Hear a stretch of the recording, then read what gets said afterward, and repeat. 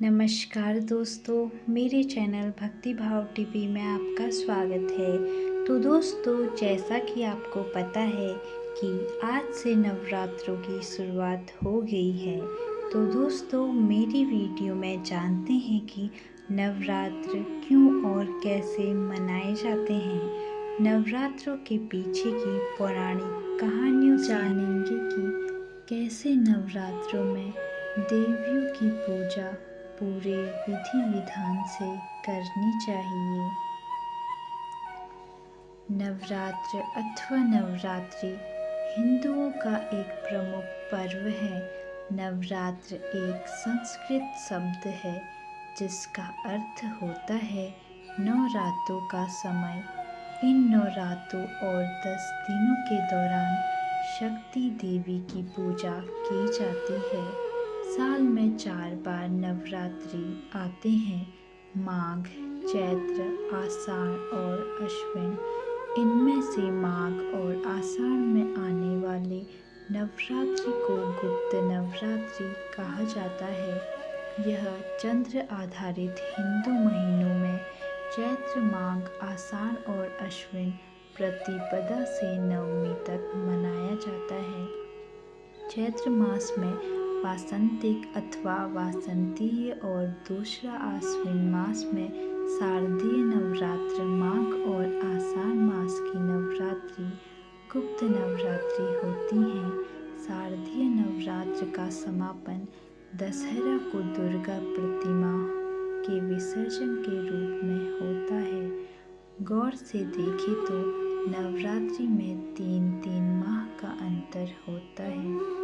Hindu calendar के हिसाब से सबसे पहले चैत्र मास में 9 दिन चैत्र नवरात्रि के होते हैं। उसके बाद 3 माह बाद आषाढ़ में गुप्त नवरात्रि आते हैं। उसके फिर 3 माह बाद शारदीय नवरात्रि और फिर अंत में गुप्त नवरात्रि माघ माह में आते हैं।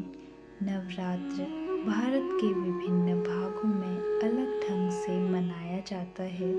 गुजरात में इस त्योहार को बड़े पैमाने से मनाया जाता है। गुजरात में नवरात्र समारोह डांडिया और गरबा खेल कर मनाया जाता है। यह पूरी रात भर चलता है।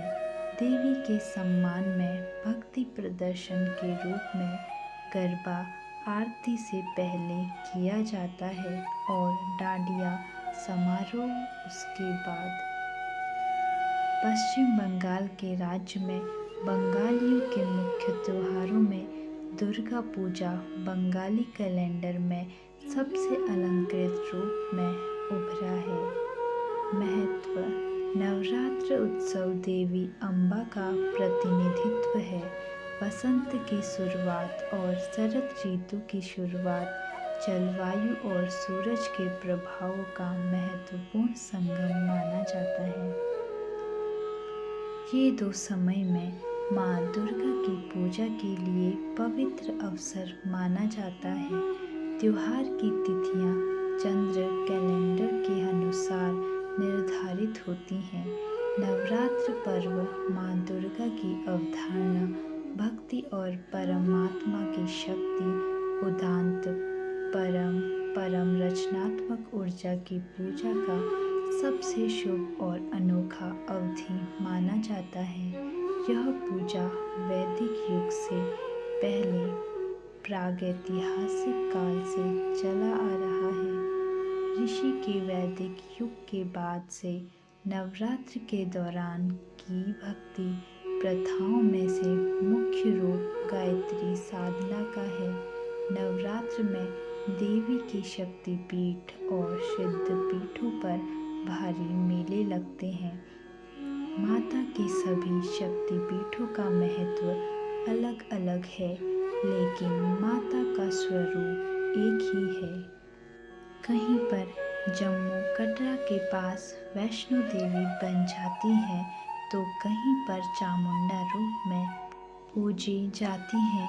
बिलासपुर हिमाचल प्रदेश में नैना देवी नाम से माता के मेले लगते हैं। तो वहीं सहारनपुर में शाकुंभरी देवी के नाम से माता का भारी मेला लगता है। धार्मिक कार्य चौमासे में जो कार्य स्थगित किए गए होते हैं उनके आरंभ के लिए साधन इसी दिन से जुटाए जाते हैं। क्षत्रियों का यह बहुत बड़ा पर्व है। इस दिन ब्राह्मण सरस्वती पूजन तथा क्षत्रिय शस्त्र पूजन आरंभ करते हैं। विजयादशमी या दशहरा एक राष्ट्रीय पर्व है, अर्थात आश्विन शुक्ल दशमी को सायकाल तारा उदय होने के समय विजय काल रहता है। यह सभी कार्यों को सिद्ध करता है। आश्विन शुक्ल दशमी पूर्व विद्या निषिद्ध, पर विद्या शुद्ध और श्रवण नक्षत्र युक्त सूर्योदय व्यापिनी सर्वश्रेष्ठ होती हैं। अपराह्न काल स्वर्ण नक्षत्र तथा दशमी का प्रारंभ विजय यात्रा का मुहूर्त माना गया है। दुर्गा विसर्जन, अपराजिता पूजन, विजय प्रयाग, शमी पूजन तथा नवरात्र पारण इस पर्व के महान कर्म हैं। इस दिन संध्या के समय नीलकंठ पक्षी का दर्शन शुभ माना जाता है। क्षत्रिय राजपूतों इस दिन प्रातः स्नानादि नित्य कर्म से निवृत्त होकर संकल्प मंत्र लेते हैं। इसके पश्चात देवताओं, गुरुजन, अस्त्र शस्त्र, अश्व आदि के यथाविधि पूजन की परंपरा है। नवरात्र के दौरान कुछ भक्त उपवास और प्रार्थना स्वास्थ्य और समृद्धि के संरक्षण के लिए रखते हैं। नवरात्रि के 9वें दिन, जिसे नवमी कहते हैं, इस दिन 9 कन्याओं को घर में आमंत्रित कर उनकी पूजा की जाती है। कुछ लोग 8वें दिन यह पूजा करते हैं, जिसे अष्टमी कहा जाता है। भक्त इस व्रत के समय मांस, शराब, अनाज, गेहूं और प्याज नहीं खाते। नवरात्र और मौसमी परिवर्तन के काल के दौरान अनाज आमतौर पर परहेज कर दिया जाते हैं, क्योंकि मानते हैं कि अनाज नकारात्मक ऊर्जा को आकर्षित करता है। नवरात्र आत्मनिरीक्षण और शुद्धि का अवधि है और पारंपरिक रूप से नए उद्यम शुरू करने के लिए एक शुभ और धार्मिक समय है। पहला, शैलपुत्री।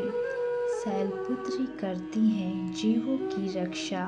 नवरात्रि के प्रथम दिन भक्त 9 विग्रह रूपों में माता के पहले स्वरूप शैलपुत्री की उपासना करते हैं। पर्वतराज हिमालय की पुत्री होने के कारण उनका नाम शैलपुत्री पड़ा। सती स्वरूप द्वारा यज्ञ अग्नि में स्वयं को भस्म करने के पश्चात उन्होंने पर्वतराज हिमालय की पुत्री पार्वती के रूप में जन्म लिया। उनका यह स्वरूप लावण्यम एवं अति रूपवान है। माता के एक हाथ में त्रिशूल तथा दूसरे हाथ में कमल का फूल सुशोभित होता है। उनका वाहन बैल है।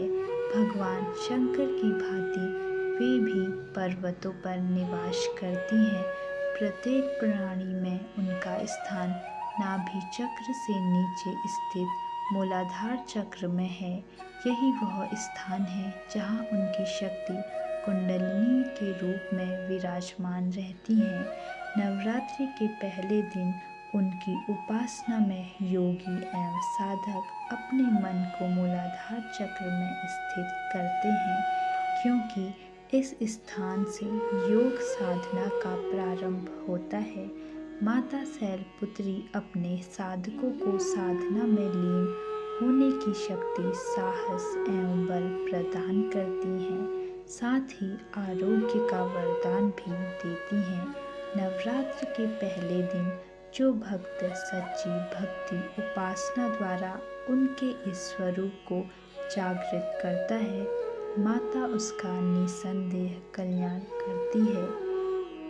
देवी संवाद के अनुसार माता को सफ़ेद एवं लाल रंग की वस्तुएं बहुत पसंद है, इसीलिए नवरात्रि के पहले दिन उनके स्वरूप के समक्ष सफ़ेद या लाल रंग के पुष्प अर्पित कर लाल सिंदूर लगाएं।